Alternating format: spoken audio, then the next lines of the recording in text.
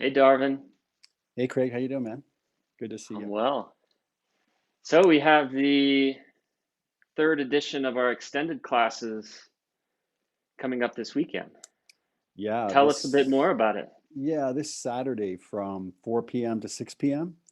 The class is both in person and online, so you have a couple choices there.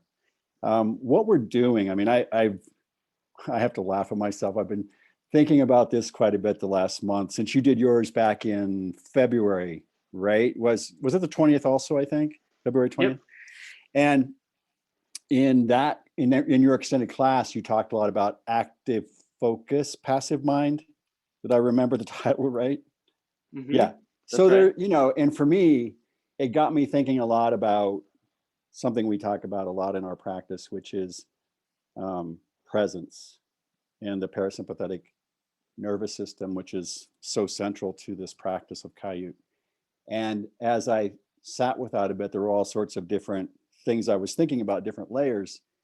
And so what I finally arrived on was this title of Kaiut Yoga and the aging mindset, because I think there's this very interesting aspect of aging in our culture. Maybe it's true in a lot of cultures, but we have these sort of cultural assumptions around what happens when you turn 50, what happens when you turn 65 or 80 or what have you, right? And I watched it with my parents and aunts and uncles and cousins as they got older, where I hear them say things about what happened. When I turn 50, I stopped doing X, Y, and Z, or when I'm 65, I'm done with, you know, water skiing. I'm done with certain activities. And I thought that was so interesting as I was getting older, watching that myself, because I'm 66. So, I've had a really strong athletic background starting in my 20s. And I can't say I ever thought of myself as an athlete, but one thing I was always pretty good at was endurance, like really pushing myself. Like, you know, um, I was really good at that. I wasn't so good at the skill sports, but I was really good at pushing myself. And which is so interesting in hindsight now when I think about having arrived at a practice like this when I was in my early 60s. So much of that identity around endurance or pushing, whether it was trail running over mountain passes, whether it was climbing Kilimanjaro a few times, or doing these long bike adventures in Vietnam and Cuba and other places, or across the country for that matter. It was all about an identity matching this kind of push, push, push, push, right? And it's so interesting to be in a practice like Kaiut, because I've realized over the last few years how important it was for me to make that shift. Now, of course, it's in hindsight. I feel really fortunate because I'm not sure I would have made that shift on my own. Um, I And think I, what was that? What do you mean by the shift? well, I think the shift is, I have I hope this is a good example. I think about having read a lot of books, I'd say I had a very intellectualized notion of what presence was, for example. Something that I'd read about, and sometimes I'd find myself in it, particularly in trail running or, in a long athletic endeavor where you're out in nature and, it's like you're in the flow and this and that. And to me, there's a sense of presence there, right? But most everything else in my daily life, my work as a consultant, other things I was doing was very much an intellectualized version of presence. So I think that was really strong in my identity. I see a lot of this in hindsight. So don't get me wrong. It's like there's no judgment here. It's just a recognition that in hindsight, I never had that experience of felt presence. And in this practice, I really feel that. And rather than operating from the sympathetic nervous system or as much from the sympathetic nervous system, I find myself over time, over the last 5 years, really being able to drop in and operate from the parasympathetic. And the kind of ease and less the amount of stress that I have is, I can't even find a percentage for it because there's nothing to relate it to. I don't even think about stress. I don't think about having anxiety or things like that as it relates to decisions or my consulting work or all these other aspects of my life that I used to I love this word. I used to perseverate about, like you overthink it. Oh, always think about something to the point, never really finding a solution, but just that spinning wheel, if you will, right? And I think all of us are kind of familiar with that. which kind of gets me back So, to your class last month, by the way. You know, active mind, but wait a minute, active focus, passive mind, you yeah. know? So the when you say though the aging mindset, Hmm. I have a certain picture in mind when I hear that, which Right, is right. basically the cultural pressures of how we ought to be aging. Yes. Yeah. And I mentioned that to you, like even I'm 37 now. I mean, I remember even in my late 20s, just hearing friends subtle notions Mhm. that things shouldn't be behaving as they once did. They're getting old Right. or Right. whatever. Yeah, yeah, yeah. Yeah.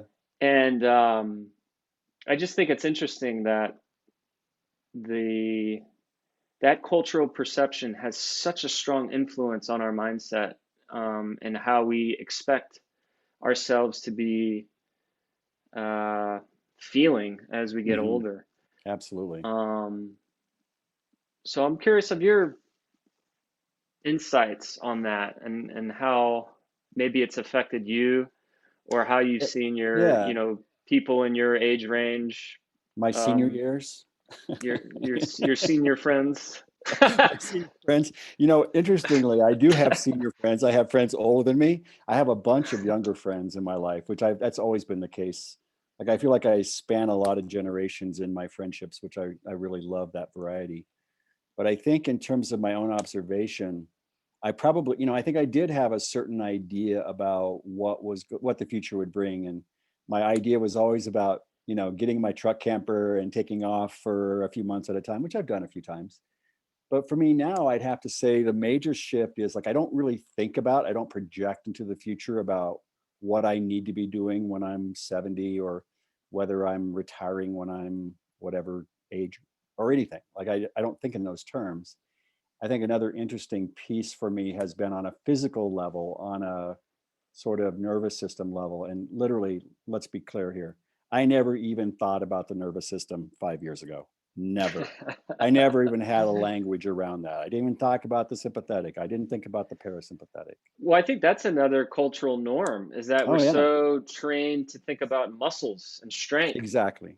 And I'm same thing for me. I mean, before this method, and I wasn't exposed to a lot of other modalities or anything, Yeah, so I didn't have that. But you know, it's so apparent now that that's a yeah, major mistake yes, to not yes. prioritize the nervous system over, other more superficial Well, I think, systems. yeah, as my friend would say, bingo. That is so true, right? Because I do think that there's this whole I don't even know where to begin. I mean, I worked in healthcare for 30 years as a consultant with big organizations and big health foundations and so forth. And for me, there's more access to health in what I'm doing with this method because I own it, I do it, it's my practice every day.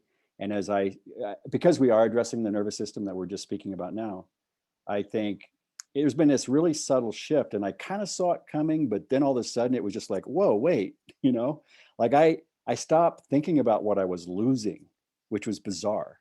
I didn't think anymore about decline or about, and what I started anticipating, if we can really, since we do that occasionally, what I started anticipating was like the mobility and the functionality that I was getting because I knew from my practice, yeah, that sometimes I get super strong sensations might last for a day or two, but after that I was getting even more functionality, more mobility. So I was like, I just got excited about that. And so all of a sudden, these ideas or mindsets around aging or decline or losing this or losing that weren't a part of the conversation and aren't anymore. Now, I'm not saying that I won't experience decline, and I will, like all of us. The physical body isn't meant to last 300 years. But what I love is the fact that I'm at this point in my life and I'm energized. I feel vibrant. I feel excited about the exploration. I feel excited about the exploration. That's a kind of a big deal because I've had, sounds like I'm bragging. I've had an amazing life. I am so fortunate, working outdoors for many years, working with people in education, um, living in other parts of the world, traveling all over the world. And when I hit my early 60s, I was kind of like, what am I going to do? Just travel all the time? What am I going to do? And then all of a sudden, I kind of really, literally almost stumbled into this method, and it ignited an energy again around exploration, around that vibrancy that I love. I love learning anyway. And this reignited that learning capacity and that kind of drive to like, this is awesome. And there's something more around the corner. There's this adventure ahead of me, right? So I love that part of it. Yeah, and I hope that we can reignite that at a more of a community level, and having an Yeah. understanding that Yeah. you don't have to you don't have to get worse. Yeah. Yeah. You I know? mean, yeah, I agree with you, Craig, because I think that, like I said, for me, there was a shift. And yes, it happened over time, but I kind of remember different points when I was feeling the changes and then forgetting about decline, forgetting about what I was losing. And part of it, to be honest, as I look back now, I realized how much mobility I had lost because of some of the endurance stuff I'd been doing for 20, 30 years, like being on a bike 3 hours at a time, 5 times a week, or running for an hour or two or longer, sometimes on a weekend, And I loved it. I was out in nature. That was awesome. But on the other hand, I have so much more mobility in my hips right now, my ankles, my shoulders. It's pretty cool. Yeah. What about in your personality? Oh, I don't know. Great question. We could spend another 20 minutes. You don't have to answer. You don't have to I'm answer. going, you know what? I'm going to say something about that because I think that this goes back to the sympathetic. I think we tend to operate. I'll speak for myself. I was operating a lot in reaction a lot of times, out of habit a lot of my life, because there was never any reason to question it. It was just my personality. And I'm sure my personality is still there. And I've been told I've been told I have a big personality sometimes, which is kind of wants me like to shrink into a corner kind of thing. But but I kind of like that I can have a big personality, but it doesn't have to be overwhelming to myself or anybody else. I can love life. That's big. That's cool.